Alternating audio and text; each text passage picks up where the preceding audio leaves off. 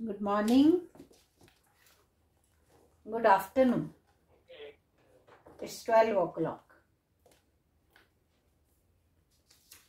कैसे हैं सभी बच्चे?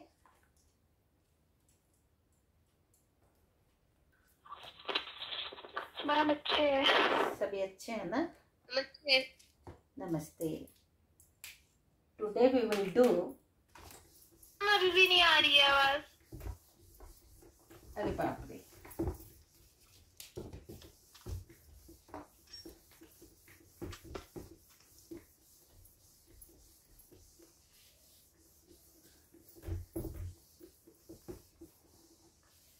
The next topic is call in area and interest thereon. Call in area. Call in arrear मुझे लगता है आप वर्ड से समझ रहे हो। एरियर जब हम कॉल करते हैं, चाहे अलॉटमेंट मनी कॉल करते हैं, फर्स्ट कॉल मंगवाते हैं, सेकंड कॉल मंगवाते हैं, और जब कोई शेयर होल्डर डिफॉल्टर हो जाता है, मतलब नहीं देता, बार बार नोटिस देने के बाद भी पेमेंट नहीं करता, तो वो जो मिस्टर ए बी सी जो भी है, जब वो पे नहीं करता कंपनी को, वो कॉल अमाउंट पे नहीं करता, तो उसको ही क्या बोलते हैं? Call in arrear. The portion of called up capital which is not paid by the share holder with in a specified time is called call in arrear. और जब कॉल इन एरियर रहता है तो उसके ऊपर कंपनी, अगर उसके article of association में ये दिया है कि अगर share holder call in area रहता है, कुछ कॉल्स पे नहीं करता है, उसको कितना इंटरेस्ट लगेगा। अगर तो आर्टिकल ऑफ एसोसिएशन में दिया है तो सही है, नहीं दिया है, अगर आर्टिकल ऑफ एसोसिएशन उसके ऊपर साइलेंट है, तो उस शेयर होल्डर को 10% पर एनम के हिसाब से इंटरेस्ट पे विद इंटरेस्ट पेमेंट करनी पड़ेगी। ठीक है, तो इसकी एंट्री क्या रहती है कॉल इन एरियर की? वैसे जर्नली हम जो करते हैं, जैसे मान लो फर्स्ट कॉल मनी ड्यू है, एक एग्जांपल दे रही हो, first call account debit to share capital. Company ने 10,000 शेयर्स इश्यू किए, फर्स्ट कॉल मनी 2 रुपीज के हिसाब से है, तो यहां कितना ड्यू होगा? 20,000।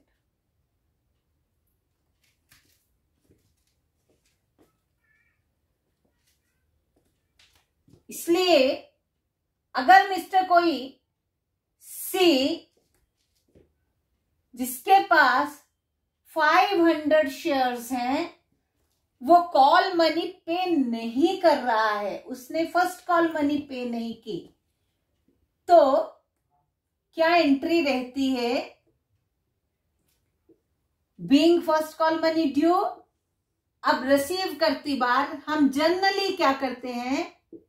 Bank account debit to share first call account, generally यही करते हैं, पर इससे अल्टरनेटिव एक और मेथड है, उसमें क्या करते हैं, पर जनरली ऐसा ही करना है, पर उसको भी देखना है। तो क्या करते हैं? 500 के हिसाब से 2 rupees per share first call money है, तो 1000 रुपीज इस मिस्टर सी ने पे नहीं की फर्स्ट कॉल मनी, तो 20,000 से ये 1000 अगर लेस करते हैं तो 19,000 हमने रिसीव किया। ये ऑटोमेटिकली हम इसको समझ रहे हैं कि 19,000 रिसीव किया, तो 1,000 क्या है? वो कॉल इन एरियर है। और दूसरा इसका ऑल्टरनेट क्या है?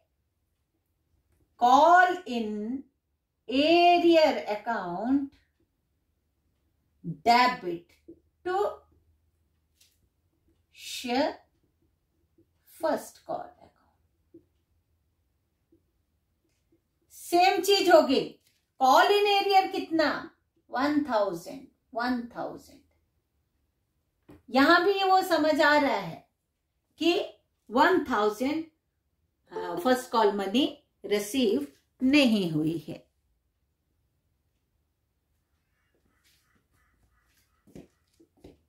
ठीक है, पर जनरली हमने क्या क्या लिखना है, कितने शेयर्स पे फर्स्ट कॉल मनी आई, 10,000 से उसमें से 500 लेस करेंगे तो 9,500 शेयर्स पर क्या आई फर्स्ट कॉल मनी। तो यहां पे नरेशन क्या लिखते हैं, being first call money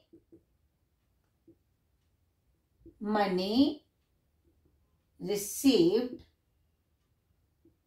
for 9,500 shares.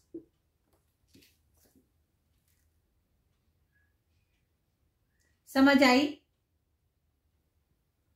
और इस पर जब, और इसका इंटरेस्ट जब निकालने को अगर आपको बोला, क्वेश्चन में बोला किसी ने, अगर क्वेश्चन में आया है तो क्या करेंगे, जब कंपनी को कोई share holder first call money नहीं दे रहा है और कंपनी उससे इंटरेस्ट, उसको बोलती है कि अब अगर आपने जब पे करना है तो विद इंटरेस्ट पे करना है, तो इंटरेस्ट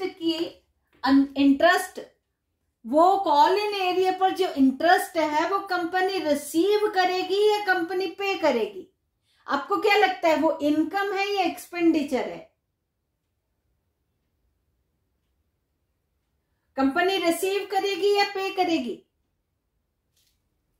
अगर कोई हमें हमारा मनी लौटाना है, टाइम पे नहीं दे रहा है, हम बोलते हैं अब तेरे को 5% इंटरेस्ट भी लगेगा, तो मेरे लिए वो 5% इंटरेस्ट इनकम होगी या मेरे लिए एक्सपेंडिचर होगी?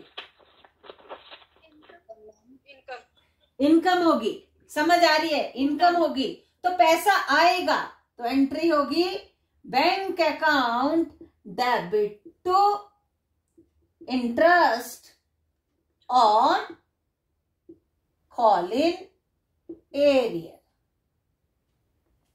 अब कैलकुलेट करने का क्या तरीका होगा, 1000 रुपीज है ना, इस पे इंटरेस्ट लगेगा ना। अब कैलकुलेट करने का क्या तरीका है कि फर्स्ट कॉल मनी से पहले अलॉटमेंट मनी होगी, है ना। वो अलॉटमेंट और फर्स्ट कॉल के बीच में कितना टाइम गैप है वो दिया होगा आपको। अगर टाइम गैप दिया है, मान लो ये जो शेयर अलॉटमेंट हुई वो हुई फर्स्ट मई को अलॉटमेंट हुई, और फर्स्ट कॉल कब ड्यू हुई, for example 1 August. First call money 1 अगस्त को ड्यू हुई, तो कितना टाइम हुआ, मई, जून पूरा, जुलाई पूरा, 3 महीने है ना। 3 महीने ही आए ना इसके बीच में, 3 मंथ्स आए। 3 मंथ्स आए तो क्या करेंगे, 1000 into 3/12 into rate of interest दिया है तो वेल एंड गुड, नहीं दिया है तो 10/100, 10%। तो हमने कितना इंटरेस्ट बना,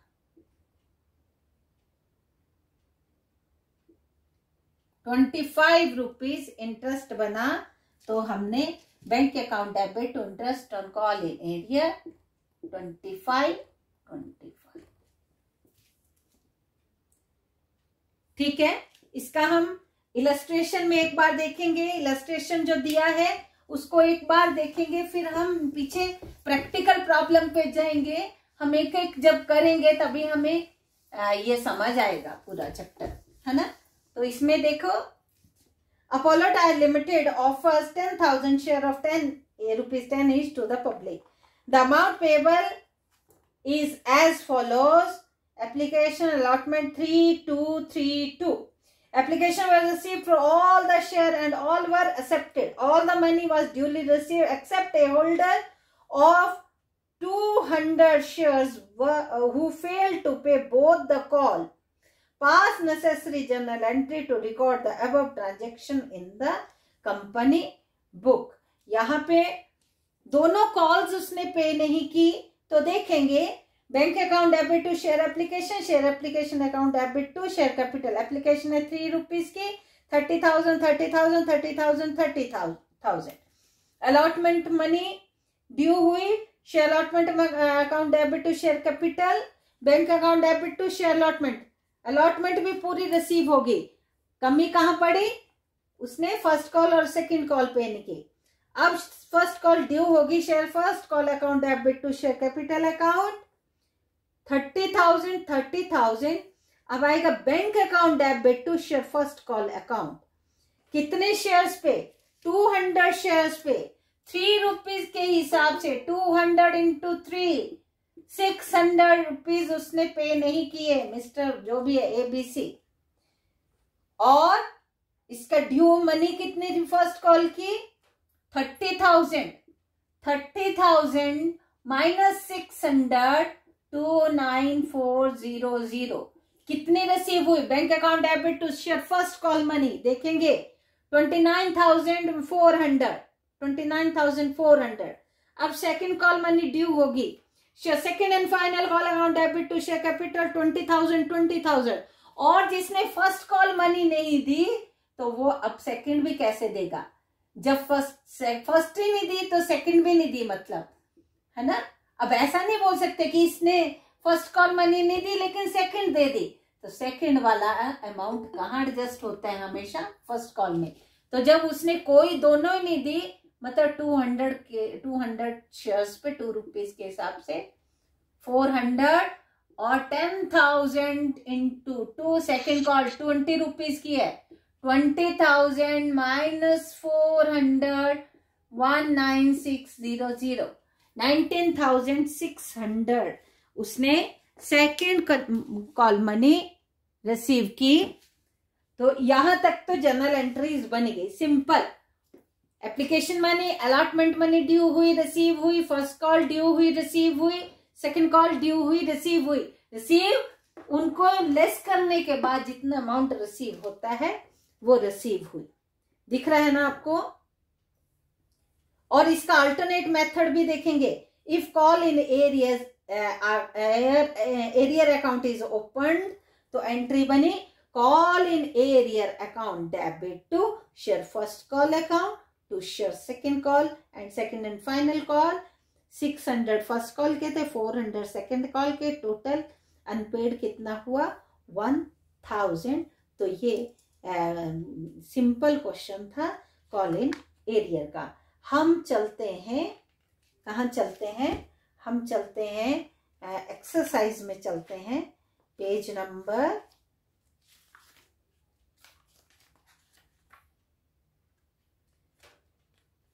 8th क्वेश्चन देखते हैं. 6.97. Omega limited invited application for 1 lakh equity share of 100 each payable as follows 25 40 35. First and final call है. All the shares were subscribed and allotted. The final call on 5,000 share was not received. ये simply चलना है. Final first and final call कितने की है मैं rough में करके बता रही हूं आपको. फर्स्ट एंड फाइनल कॉल है 35 rupees.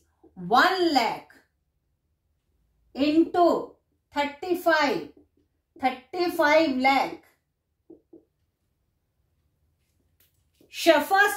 First and final call account debit to share capital 35 lakh 35 lakh. यही बनेगी ना. Share first and final call account debit to share capital 35 lakh 35 lakh being first call money due on 1 lakh shares. Being first call money due on 1 lakh shares. ये तो हुई। इससे पहले मैं वो नहीं, सिंपल वाली नहीं कर रही हूं। एप्लीकेशन मनी रिसीव हुई, कैपिटल शेयर कैपिटल अकाउंट में ट्रांसफर करो, अलॉटमेंट मनी ड्यू हुई, अलॉटमेंट मनी उतनी ही पूरी रिसीव करो। ये मैं 5th एंट्री मैंने की। और 6th एंट्री क्या होगी? Bank account debit to share first and final call account. 500 shares पर, 5000 शेयर्स पर 35 के हिसाब से 000 1,75,000 रुपीज उसने रिसीव नहीं किए। वो डिफॉल्टर है, वो जो पर्सन, एक शेयर होल्डर जिसके पास 5,000 शेयर थे, उसने फर्स्ट कॉल मनी नहीं दी। कितना अमाउंट ने पे किया? 1,75,000। 1,75,000 250,003 33,25,000 ही रिसीव हुआ। Being first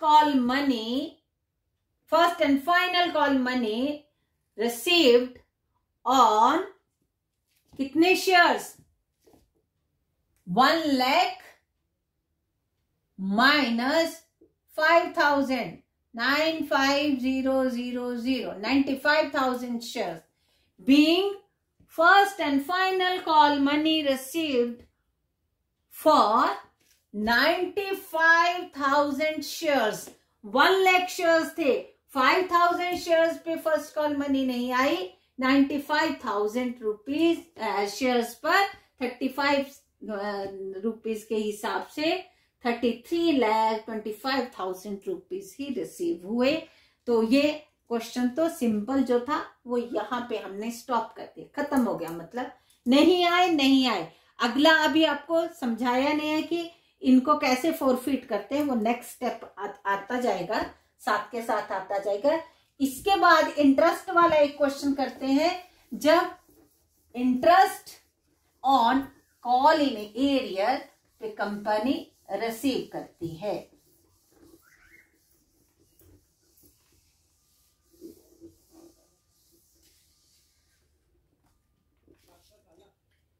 क्वेश्चन नंबर जो 9 है, क्वेश्चन नंबर 9 में कॉल इन एरियर और कॉल इन एडवांस दोनों है। एक चीज थोड़ा सा मैं बताती हूं। कॉल इन एरियर में शेयर होल्डर पे नहीं करता है। कॉल इन एडवांस में क्या होता है? जैसे for example allotment money due हुई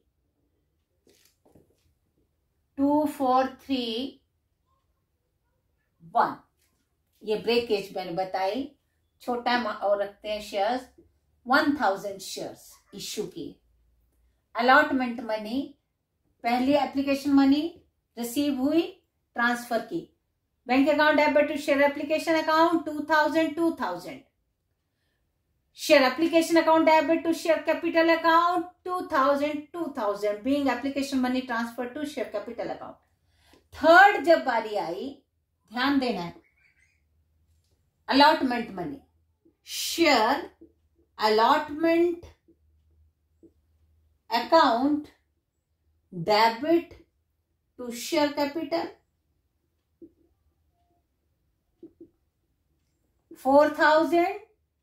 4,000 being allotment money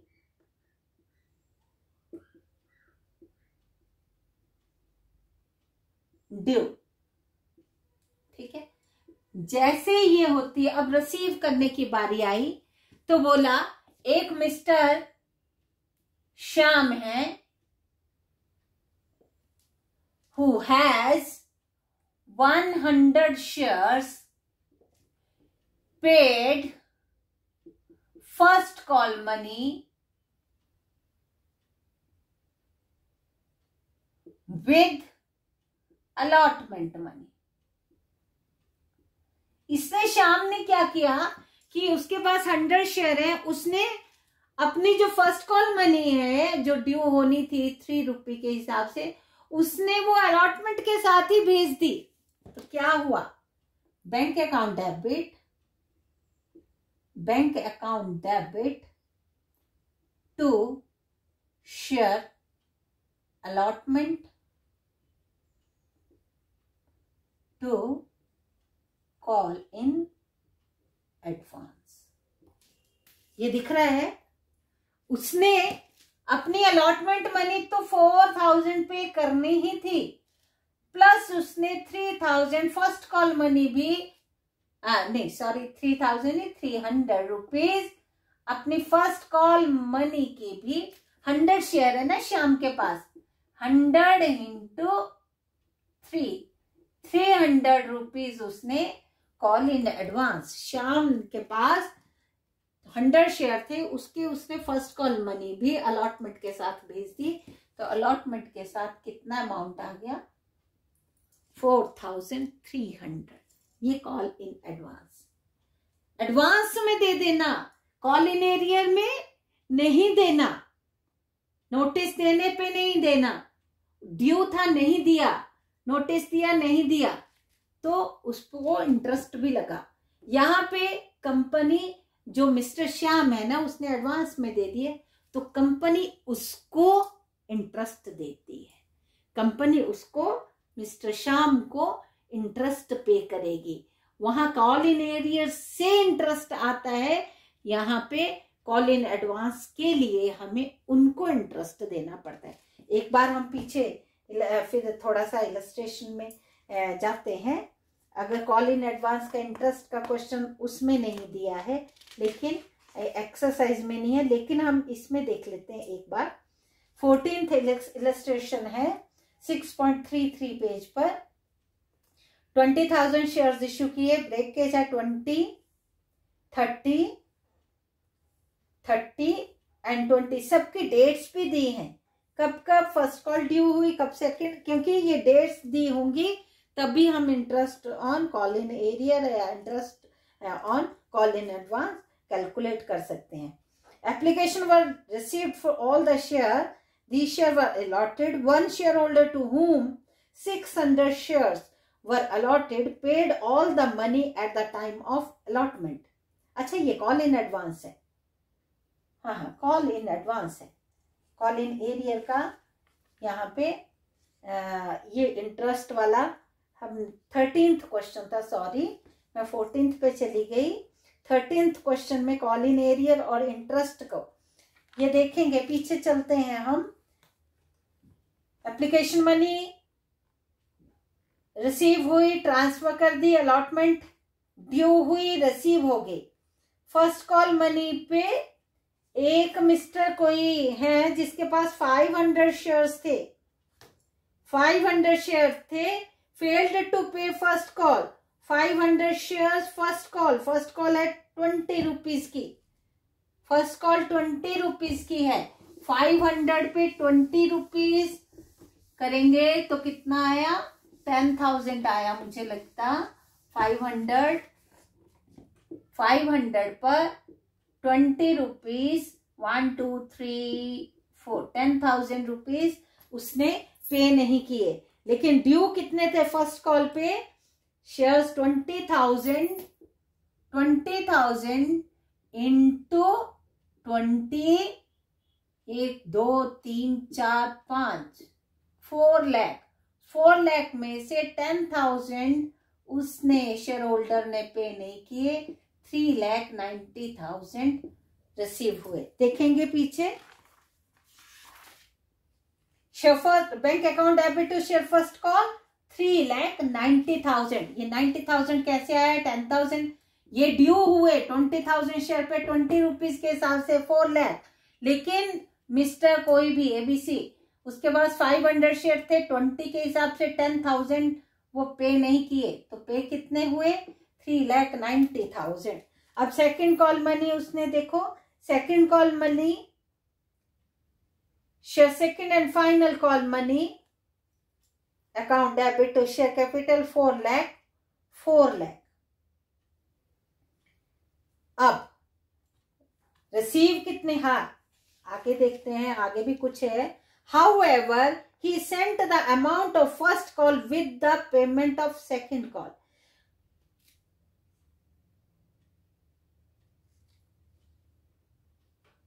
ये जो फर्स्ट कॉल मनी उसकी,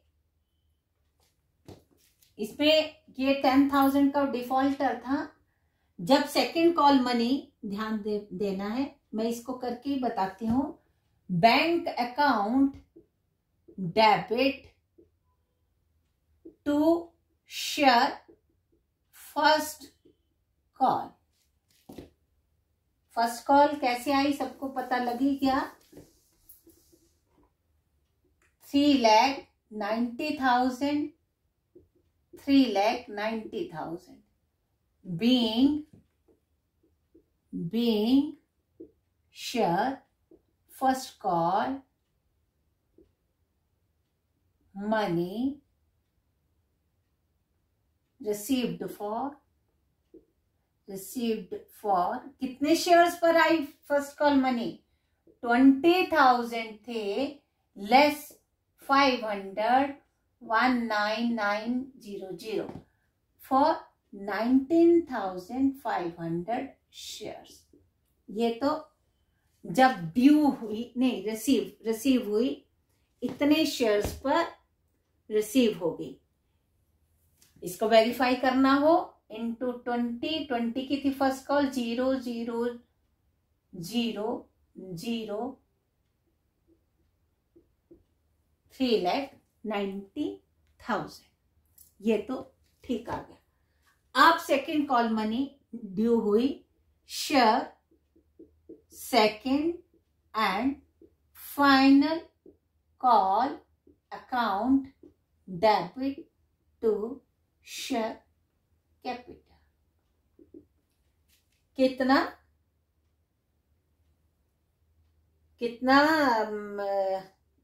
20 रुपीज की ही है।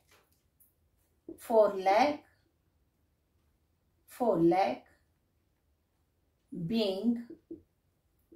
being second and final call due। अब क्या बोला? ये जो मिस्टर एबीसी थे, जिसने 500 शेयर्स पर फर्स्ट कॉल मनी 10,000 रुपीज पे नहीं किया था, बोला कि ये मिस्टर ए जो भी था, नाम ने दिया है, ये जो शेयर होल्डर था मिस्टर ए, जिसको मैं नाम दे रही हूं, इसने ये 10,000 रुपीज किसके साथ भेज दिए? सेकेंड कॉल मनी के साथ भेज दिए। तो एंट्री होगी bank account debit to share first call to share second and final call. 10,000 ये वाले भेज दिए, और अपने तो जितने बनते थे 4 लाख, तो कितना आ गया सेकेंड कॉल के साथ? 4,10,000। अब ध्यान देंगे, क्वेश्चन में जाएंगे। जो क्वेश्चन है आपका, फर्स्ट कॉल और सेकेंड कॉल के बीच में कितना अंतर था, कितने टाइम का? 3 मंथ्स का दिया है उसमें। ये फर्स्ट कॉल मनी रिसीव हुई, और फर्स्ट कॉल और सेकेंड कॉल जब रिसीव हुई उसके बीच में 3 मंथ्स का गैप था। तो 10,000 जो उसने फर्स्ट कॉल से लेके फाइनल कॉल के बीच में 3 मंथ्स थे, उसमें तो उसने पे नहीं किया। आफ्टर 3 मंथ्स उस जब पे कर रहा है तो उसको 3 मंथ्स का इंटरेस्ट लगेगा। तो 10,000 इंटू 3/12 इंटू, अगर इंटरेस्ट रेट दिया है तो वेल एंड गुड, नहीं दिया है तो 10/100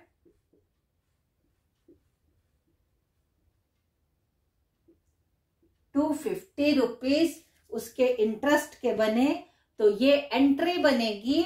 मैं यहाँ लिख रही हूं, इंटरेस्ट रिसीव करती है कंपनी कॉल इन एरियर पर, तो मिस्टर ए बी सी जो भी है, तो उसके लिए एंट्री बनेगी bank account debit to interest on call in arrear 250 being interest for 3 months on call in arrear received। सभी को मुझे लगता है समझ आ गया होगा। यहां पे 10,000 का डिफॉल्टर था, 3 मंथ्स के लिए था, 3 मंथ्स टाइम लगाया हमने अपॉन 12, और रेट अगर दिया है तो वेल उन्होंने नहीं दिया है तो 10% आपने लगाना है। इसको काट के 250 आया है, तो 250 company will receive bank account debit to interest on call in arrear 250 being interest for 3 months on call in arrear received. समझ आ गया क्या सभी को? हाँ जी, यस मैम, ठीक है। यस मैम, हाँ जी, हाँ जी। अब चलेंगे कॉल इन एडवांस। मुझे लगता है मैंने थोड़ा तो आपको बता ही दिया। जिसके साथ उसने पेमेंट की तो उसके साथ कॉल इन एडवांस लग जाएगा। और कॉल इन एडवांस पे जैसे कॉल इन एरियर में कंपनी पे करती है, कॉल इन एरियर पे कंपनी रिसीव करती है, कॉल इन एडवांस पे कंपनी पे करती है जिसने वो अमाउंट एडवांस में पे किया हो। तो ये हमारा कॉल इन एडवांस अभी स्टार्ट करते हैं।